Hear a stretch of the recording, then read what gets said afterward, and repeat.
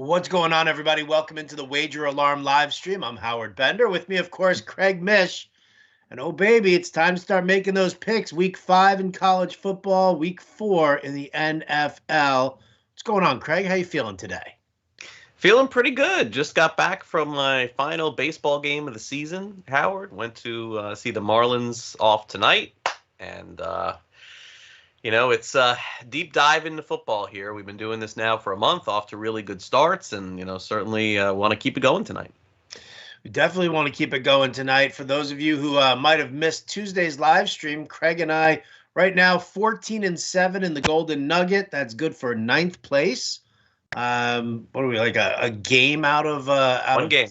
6th, Mm-hmm. 7th, something like that. And what's that? 5th.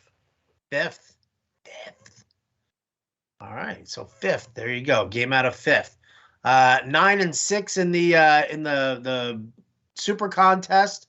That has us in the top 300. Now there are 250 people, roughly 250 in the Golden Nugget, and there are roughly 3,000 in the Super Contest. So that's where we're looking. We're looking pretty good right now. We're feeling pretty good, right? Doing well. Feel good every week doing. Are we locked in? We're ready to go. I'm all in. Well, all right, man. Let's get down with what we got tonight. You want to start college or pro? Yeah, let's do the Golden Nugget picks. All right, let's start it off then with our college football picks. We're gonna do it again here. We're gonna go, for the Golden Nugget, you pick college and NFL. You have your choice of however you want to mix it up, but you have to make 7 picks each week. So we've been going with this 4 college, 3 NFL picks. It's been working for us. So if it ain't broke, don't fix it. We got 4 college picks to make right now. We'll start it off here. Looking up at at some of the bigger schools right now. We've been doing a lot of small school stuff now. First one we're going to go to is Wisconsin, -1 over Michigan, which I love, man. If you got to let the trend be your friend, when was the last time Michigan actually won in Wisconsin, Craig? The last time Michigan won in Wisconsin was 2001. 20 years. That feels like a long time. By the way, if my lines are now updated, make sure that to tell me if I'm off with the Nugget line too. So what is the Nugget line on this one? Wisconsin, Michigan? I believe it was. Did I have it at Am one? I right on that one? I just want to make sure that we're giving away. Yes. No. -1.5 in the Nugget. Okay, -1.5. So you lose the hook. Right. I actually see Wisconsin at 2 in some spots too. So it's kind of gone back and forth. Look, the deal is that Michigan is not Notre Dame in the sense that they're overvalued a lot in terms of the line, but they are kind of guilty of being in the top 25 at the beginning of the season for almost no reason. And while, I think Michigan's situation is kind of like this. Jim Harbaugh does a good job winning games for them, but they have yet to really get to that next level with him. And it's kind of like, I don't know what they're thinking. Like, I guess their thinking is that there's nobody better for them to have as head coach than him. I'm not really sure. But he has just never won big road games at Michigan. It just has not happened. It has not happened in Wisconsin. Of course, it has not happened against Ohio State. He's never beaten Ohio State. In Wisconsin last week, basically I'm looking for variance, and I'm taking teams at their lowest point in some situations. And in this case, Wisconsin last week inside the 20 was 1 for 4 in terms of scoring, Howard, inside the 20. That is really hard to do in college football, and that's because their quarterback for Wisconsin did not play well. This guy, Graham Mertz, threw 4 interceptions last week. So I think Wisconsin's going to go back to that ground and pound like they used to do, and I think things will turn out better for sure. Harbaugh is 1-8 on the road against ranked opponents, and with Wisconsin at home, coming off a loss against Notre Dame, I like them in this spot. Michigan is very much unworthy of being 15th in the country, and our first play will be the Badgers at home. I like it. I like it a lot. All right, next play that we're looking at here, go Army. Listen, the schools, they've been so good to us. Every time we end up with with one of the academies, right? We've been It's doing true. right. It has been. We've done Army, Navy, and Air Force. So it's been over the last several years, and we've been on the winning side. Now, Army right now minus 7.5 points over Ball State. Now, I get it. Army doesn't get a whole lot of respect in the spread, being a 4-0 team because of the way they run their offense. And run is the key operative word in that. But Ball State's terrible, dude. Yeah, Terrible. Ball State is terrible. This is one of the biggest line moves of the week. Army is already up to 10. Maybe somebody is out for Ball State that I'm not aware of. I'm sorry, Howard. I just don't cover Ball State like I should be. But this line has moved 2.5 points. David Letterman just turned off this live stream, by the way, just because you said that. He was like, giving click. up on it. Yeah, it's funny that Ball State went into the season, and I remember doing research before college football when we were doing our win totals. And this was one of the teams that I was like, oh, they seem like an upstart type team. They may go over. My gosh, thank goodness I did not go with them. Anyway, Army's 4-0 on the season. Third least penalties in all of college football. That's a really good sign. One of the best defenses in college football. That's a good sign. Ball State is, there's only 200 colleges basically that they're ranking, and they're 199th on offense. That's not good. Army did not cover a couple of spreads this season, but one of them was against Western Kentucky, who we took last week. We saw how good they were against Indiana, so don't necessarily feel all that bad about that. They only beat them by 3.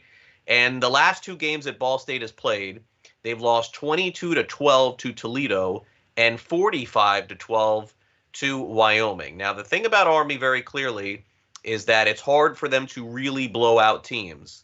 So kind of like even like last week, Army won, and I think they won by 3 touchdowns. But you're kind of watching the game and you're never feeling 100% comfortable because of how much running they do. So they shorten the game. They always just run and shorten the field, and they wear teams out on defense. And I think Army will do the same thing. And obviously, I feel really good now, knowing that I was right on the line move. I had a feeling on this one that it would move a little bit, and it did. As a matter of fact, when I was doing the write-up for our pick, Army was 9 this morning, and that was up from 7.5, and now it's 10. So this is going to move even more. This is the best academy in college football this season. Navy is terrible. I don't know what is going on with Navy. They're usually better than Army. Army, much better. I believe they're better than Air Force as well. So we'll take Army tomorrow. We'll take the Knights. I love it. Listen, I love laying 7.5 and seeing the line at 10, right? I mean, gotta feel good about that. You gotta feel good about that. All right, next game, we're going back to the Arkansas Well for the second time this season. They were very good to us in week 1 when we took them. Here we go, though. This is a tough matchup here, right? They're going up against Georgia. Yeah. Big clash in the SEC. Georgia's got an amazing defense, but we're getting 19 points right now from Arkansas. And I got to tell you, man, I mean, that's I know college spreads get a little goofy at times, but, I kind of have a good feeling about, getting 19 here. Yeah, Arkansas's quarterback has been fantastic, and he didn't practice early this week. So when the Golden Nugget line came out, it was not clear that KJ Jefferson was going to play or not. And Jalen Burks, their great wide receiver, is going to be a first-round pick, I think, in the NFL. He also didn't practice earlier in the week. So I suppose when this line came out, that's why it was 19. But you go to bet it now, and it is 16. Another 3-point move here. I mean, we're just getting lucky with these lines this week, Howard. I mean, honestly. When I did the line this morning, it was 18. So we're getting 3 extra points of value here, clearly.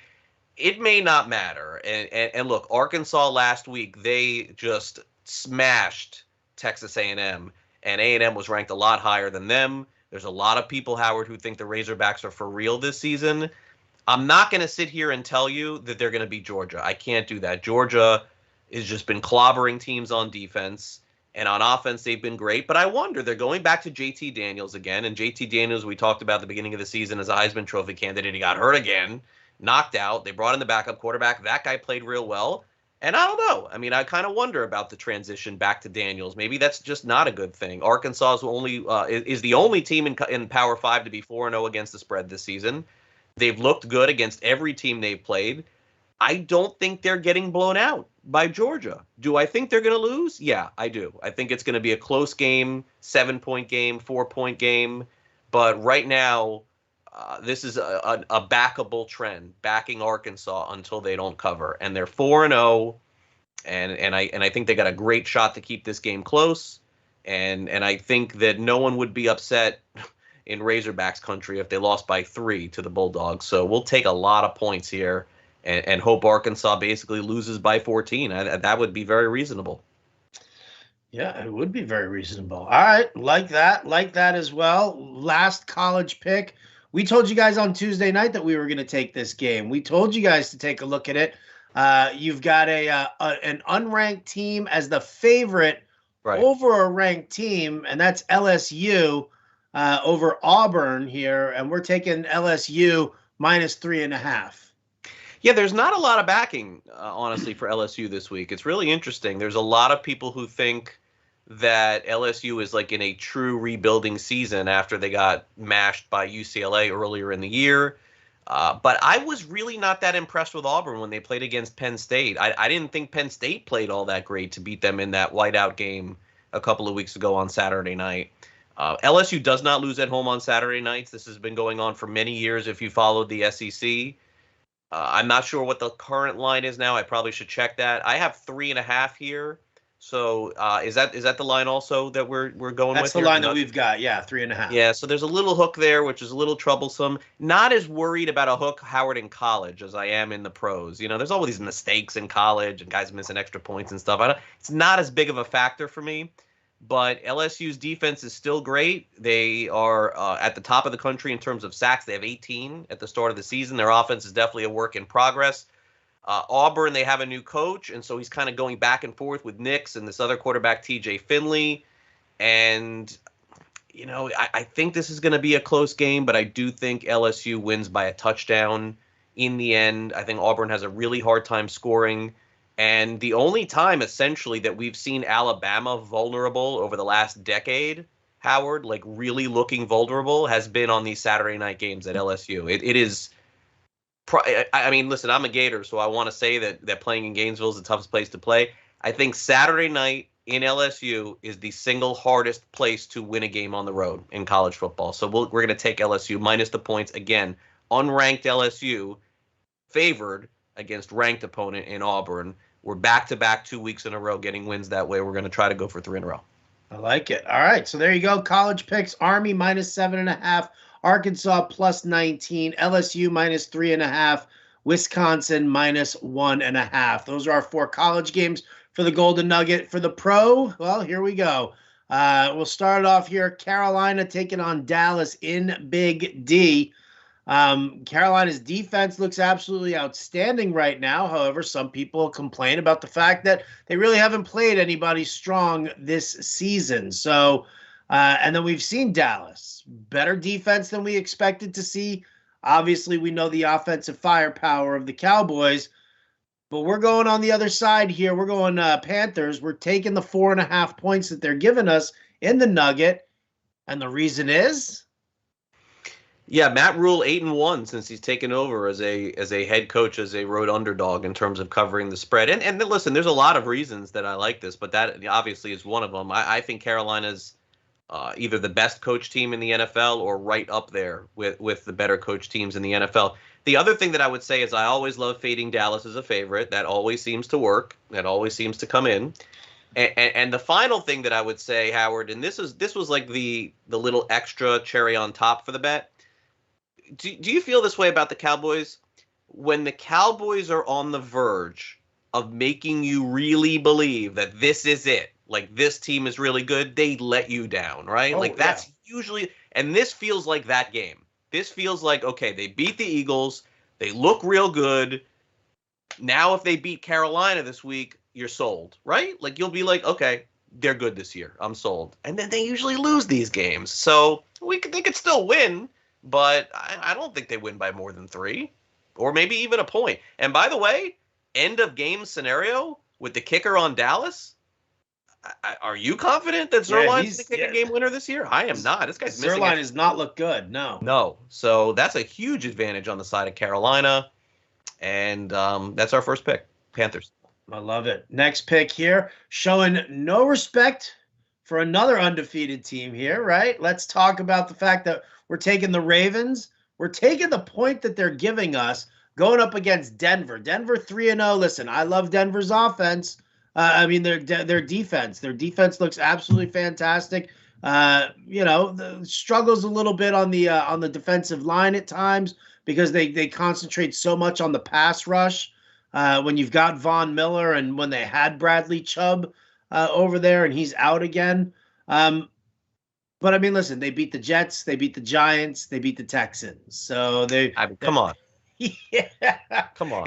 We've talked about it. It's the most vanilla offense you could possibly have.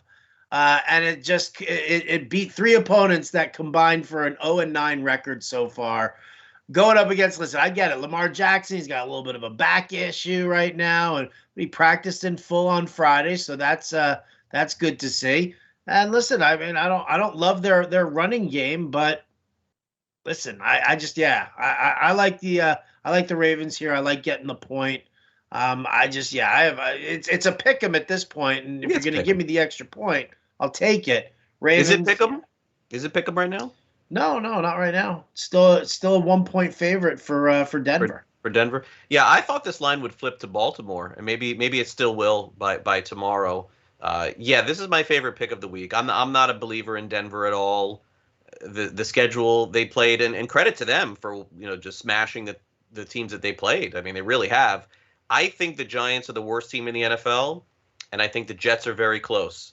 And Houston was supposed to be the worst team in the NFL. So, I mean, how could it get any easier? I guess they could play Jacksonville. Did they play them yet? Like, I'm not sure. So this line is flipped. Is it Baltimore favorite? I just looked right now. No. I mean, we've got the Ravens +1, but I just popped onto one of the sports books and I see Ravens -1 in this game now. Yeah, see, I knew that was going to happen. I told you that on Tuesday. Yeah, you can't possibly believe in what you've seen from Denver. And look, Denver may win 9 games or 10 games this season, but this is where it crashes. I think this is where it comes back down. And Denver will rebound; they'll win some games. But you're going to tell me in a close game, I got the guy that just kicked a 66-yard field goal. Yes, I'm going to take that guy. We're going to take the Ravens this week. Better coach team. Better offense, probably a better defense. It could be close. I got the kicker on my side with Tucker at the end of the game. This guy just kicked a 66. And I got Lamar Jackson against Teddy B. I mean, come on. I am not going to be fooled. I would tell you that if Denver was 2-1 and not 3-0, Baltimore would be at least 3.5 4-point favorites. At the beginning of the season, if I said make the line between Denver and Baltimore, you may have said Baltimore by 6. You may have said easily. You may have, and so you're getting a ton of value here by taking the Ravens. You'll never. I don't think there'll ever be a time again where the Ravens will be a dog on the road, like very, very infrequently. So I really do like this pick. All right, last pick then for the Golden Nugget. Another dog, a home dog again here, right? Well. Yeah, it's road dogs before, home dog here. Minnesota Vikings getting 2 points going up against Cleveland Browns. Now, listen, I love both teams. I love both offensive schemes because they both have the Rick Dennison zone blocking scheme, the Gary Kubiak run game. Stefanski took it from Minnesota, went to Cleveland, did it with Nick Chubb. Minnesota's doing it with Dalvin Cook. But the over-under on this game is 51.5, right? And that tells me that that's a lot of points. And that's not two teams that are only going to be running. So I invest in the passing game that I think is better. And if you're going to tell me Baker Mayfield with Odell Beckham and who knows versus Kirk Cousins with Justin Jefferson and Adam Thielen, I'm going to lean the side of the Vikings. And if you're going to give me 2 points for it, Craig, I'm going to take them. Yeah, I mean, they're sort of telling you that Cleveland is a lot better than Minnesota here by giving Minnesota points at home. they've been in every game thus far. They lost to Cincinnati. They missed a field goal, right? The Vikings did at the end of the game. If they would have hit that, they would have beat the Bengals. So, I mean, look, I'm not a Vikings fan, but I absolutely can close my eyes and picture this game, Howard, going exactly like the last few, where it's at the end of the game, they're down one or they're up one, and it comes down to a field goal, and then we're getting points in that sense, and they're at home. So I am a big Cleveland fan. The fear in this one, obviously, is that Cousins turns back into a pumpkin, which he does eventually. I don't know if this is going to be the game, but eventually he's going to. I hope it's not the game. But you know what it happens at night and on the road. That's usually when it happens. But it doesn't usually happen at home in these early. Like, he is that time clock guy. He's always really good in the early games, and he's just horrible in the night games. So, yeah, I think Minnesota may be that Chargers team of this year where they lose this game, 24-23 this week, but we get the points and we take it. So, I mean, Minnesota's right on par, I think, with Cleveland or close to it. I think so, yeah. When I Sunday night before the line came out, I try to guess what these lines are, and I thought Minnesota was going to be favored. I mean, I thought they'd be a 1 or 2 point favorite, and they're getting points. So I think this is a good play. I love it. All right, so there you go. Those are our Golden Nugget picks. Again, just to reiterate, for college, Army -7.5, Arkansas +19, LSU -3.5, and Wisconsin -1.5. For the NFL side, Panthers +4.5, Ravens +1, Vikings +2. So for the Super Contest, the lines are the same on the Vikings, the Panthers, and the Ravens. So we're going to take all three of those again. Right. And then for two more games here, let's start it off with the Bears at home laying 3 points. This is an interesting one because this is one of those games where we talked about this on Tuesday. The public is all going to be on Detroit. Sure. They've been competitive. They've kept some games close. The Bears are terrible. We don't even know who the quarterback is. It's going to be Justin Fields, but the Bears looked horrible and last week, and they've been a disaster. So where do you go with this game? If the public's all in on Detroit, we'll lay the 3 points here, and I'll bank on David Montgomery being the star of this game. Yeah, this is one of those games they call pros versus Joes. Like, the Joes are all going to take Detroit, saying all those things that you said.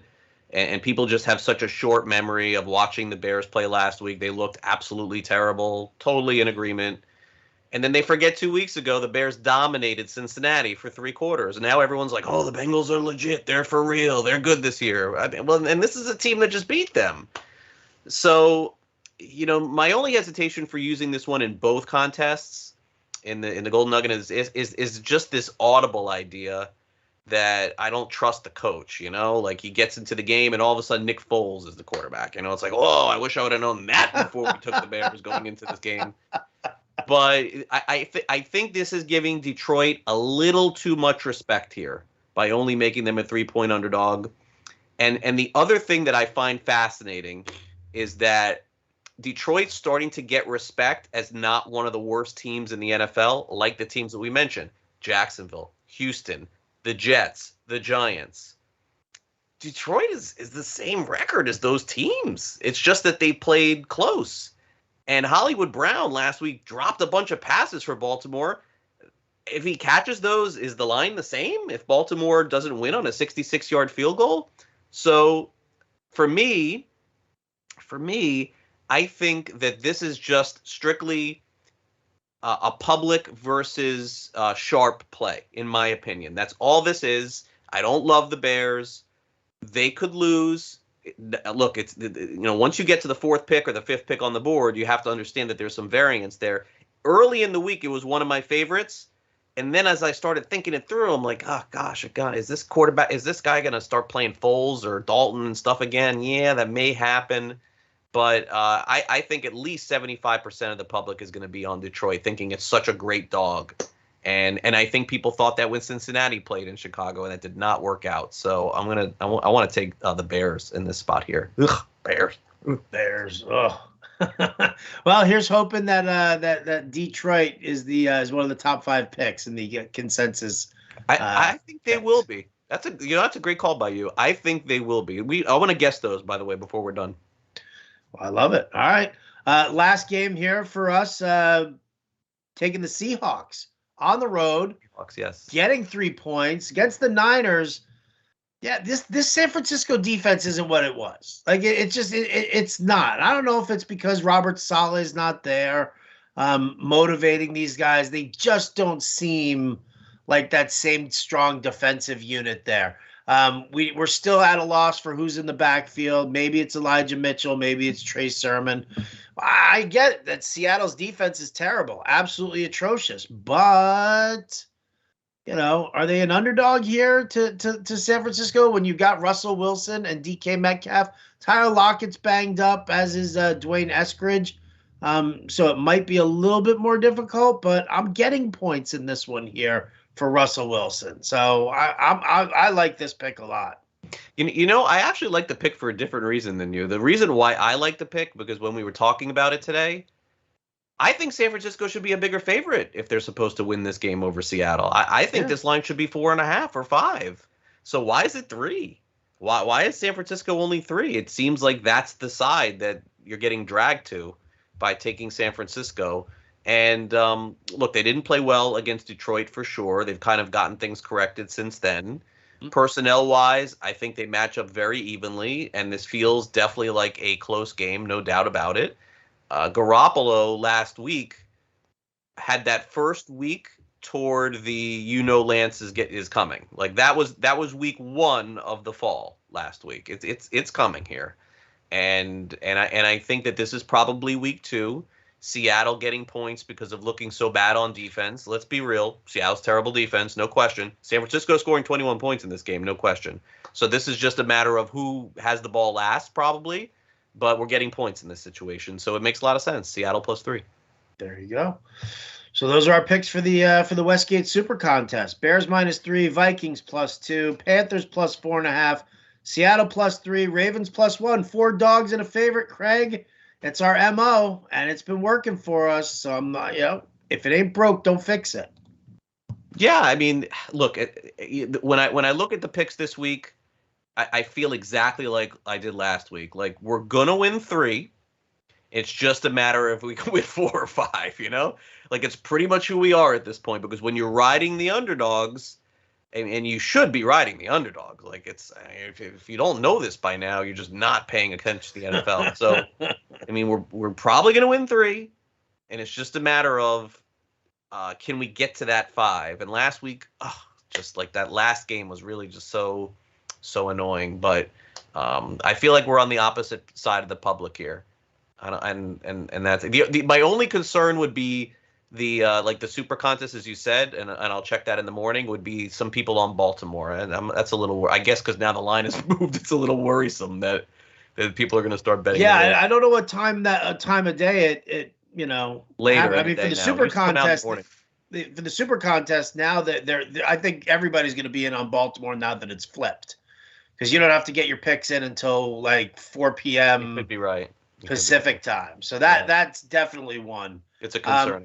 I think everybody and their grandma's taking Tampa Bay minus the points. Could be. Yep, I could see that. Yeah, I mean, it's hard to make a case for New England, but some people feel that game, Howard, is one of those games that people are going to overthink it and take New England, and Tampa Bay is going to roll, and like people are just trying to be too smart and take New England. I don't know. I really don't. I just want to enjoy that game. I really don't have a strong opinion on that one. The other game that I was looking at, I want your opinion on this too, and you know me, I don't really like to adjust for injuries and things like that, but it appears on paper to me, and gosh, I wish Tua was playing, but it does appear on paper to me the Colts, Howard, may be the most injured team in the NFL. Does that feel right at this point? They're missing 3 offensive linemen and 2 defensive linemen, and Wentz is hurt, but so's Jonathan Taylor. He's hurt too? Yeah, he's questionable with a knee injury. Yeah, doesn't it feel like the Colts may just say, bleep it, like at some point? I don't know. They just may not be good enough. But why is Miami only 2 then? Like, shouldn't that, it's hard to trust Miami too. But I feel like a good bet this week is like Miami on the money line, and just don't worry about the points, just for them to just win the game. But you got to lay points to take the Dolphins here this week. Yeah, it's the big Jacoby Brissett revenge game narrative, right? He comes That's in, true. Yeah. Brissett handles all the work there with the Andrew Luck nonsense, the injuries, and then the retirement. And Brissett's the guy who's always been there for him. And they were like, "Yeah, no, see ya. We're gonna take Carson Wentz. We'd rather an injured Carson Wentz than you." He doesn't look So good at all. I remember that year that Luck retired, we took the Colts a lot in the first half, and we did really well with them. I think that was like our best picking team, the Colts, that season. They were well, because we covering were doing it spread. with their, yeah. I mean, I like their defense also back then. Yeah, seems like a lot of injuries for them. It does. It does. Um, I think a lot of people will be on Washington over Atlanta. Yeah, I've seen some people like Atlanta. I don't know about that. I don't Oh, know. okay. Not sure about that. Who do the Giants play? Giants play the Saints. Gosh, like it's the only team I probably would not take against them. Like if you told me anybody else was playing the Giants this week, I'm like, let's just go against the Giants. But the Saints, you cannot trust that offense at all. I mean, I think the Giants may cover, man. It's possible, but there's no way I could take them. I mean, that was a great pick by us that was a great pick last week.